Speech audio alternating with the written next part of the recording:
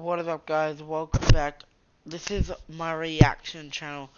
We're watching This Will Make You Cry Soldiers Sacrifice. Let's get right into it.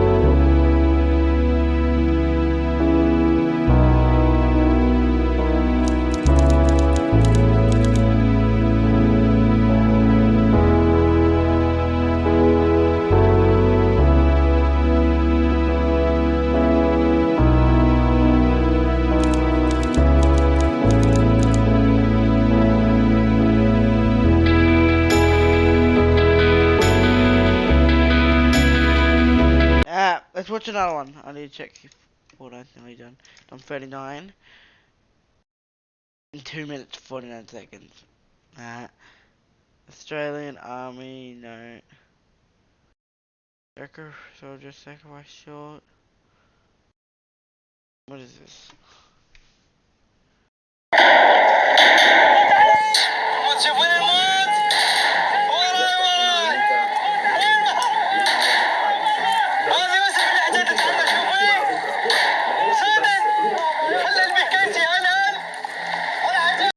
No.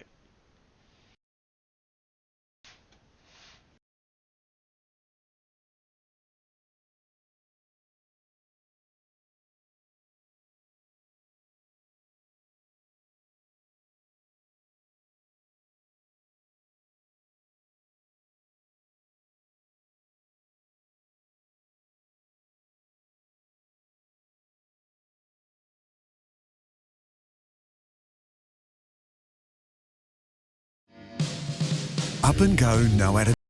Don't care about your up and goes.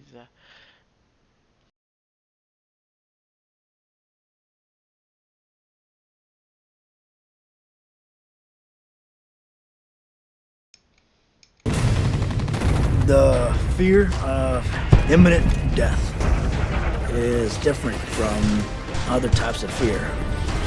Knowing that one of those bullets could find its mark, it grips you, you can't shake it.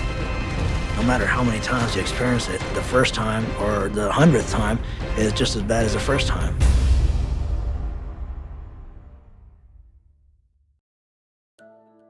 I was born in Mexico in 1970. A lot of my family had already come to the United States. We ended up going to Santa Cruz because that's where my father's side of the family had settled. Pretty much lived in a small shack behind my grandmother's house. My mother was amazing, and I don't know how we did it, but we survived. Out of 7 kids, I was the only one that graduated high school. I got a job as a security guard at the mall, but let's face it, my job wasn't going anywhere. In 1991, the Gulf War was going on. It was a very successful campaign. The liberation of Kuwait went off, as planned. Soldiers were stepping off the plane. They were being greeted with lots of fanfare. And I wanted to do something with my life that was meaningful. So I walked next door, and there was the Army recruiter. I saw a poster next to her desk. It was a big soldier, all camouflaged up, in full battle rattle. And I said, that's what I want to do. And then she said, are you sure? That's a tough lifestyle. And I said, I don't care. I want to do that. It was a noble calling in my eyes. My fellow citizens, at this hour, American and coalition forces are in the early stages of military operations to disarm Iraq, to free its people, and to defend the world from grave danger. On my orders, coalition forces have begun striking selected targets of military importance to undermine Saddam Hussein's ability to wage war. I arrived into Iraq in late February 2005. That was my second deployment. We found ourselves on the road going to Afar. The primary concern about Afar is that it was a smuggling route that was bringing in weapons from Syria, weapons and fighters. We could see plain as day that a lot of the buildings had bullet holes in them. It was pretty concerning, I guess you could say, to see that there had been a lot of fighting going on in that town.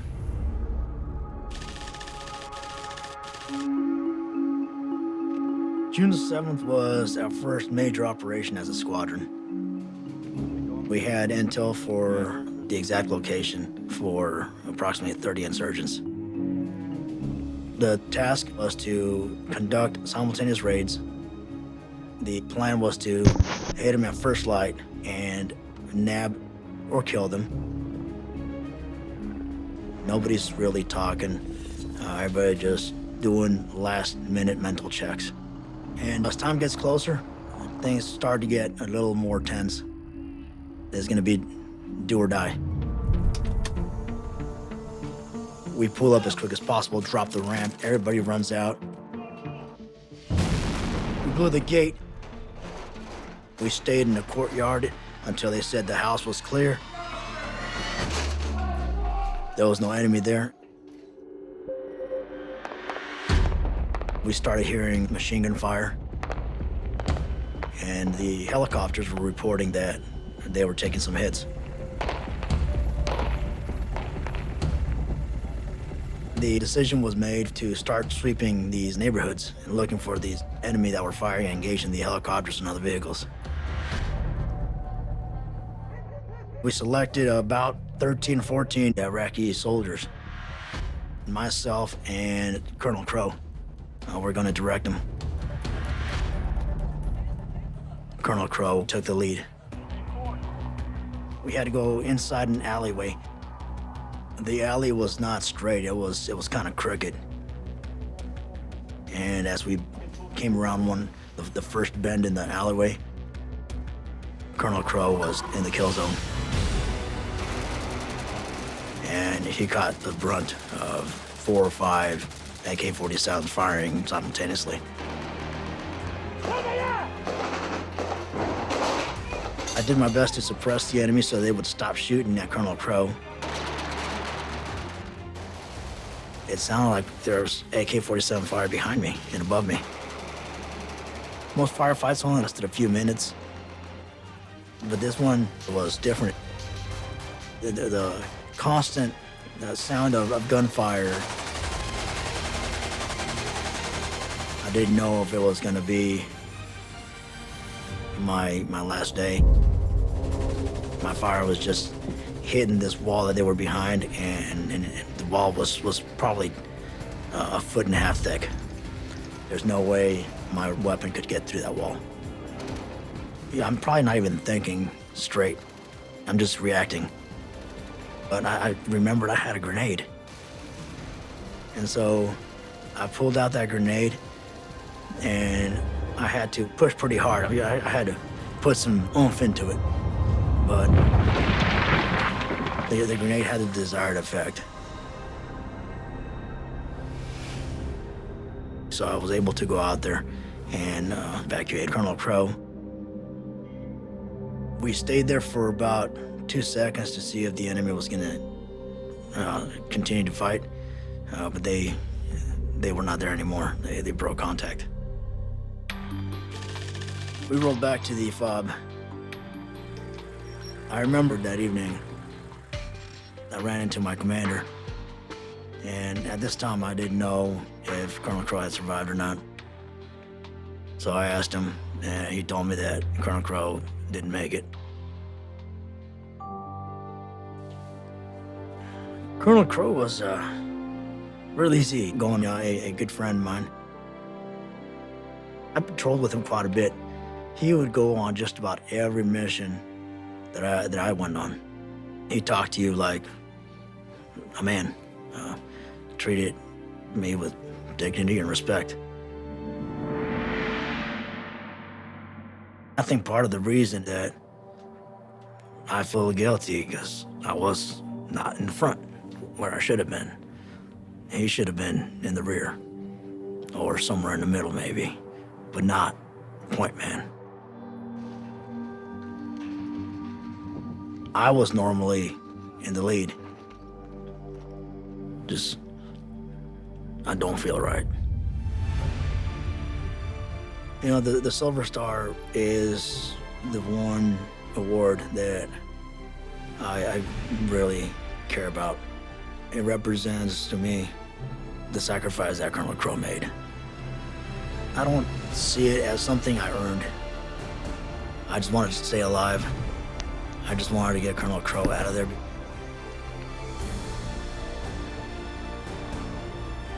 I think a hero is someone who pays the ultimate sacrifice. They will never again get to come home and enjoy a sunny day, a walk in the park, the embrace of wife or spouse, children. Those men and women who didn't come home, those who give up all that is good in life, those are heroes. I'll never forget the Battle of Afar. If you guys did enjoy, make sure you like, subscribe. See you guys later. I'll be streaming Fortnite right now.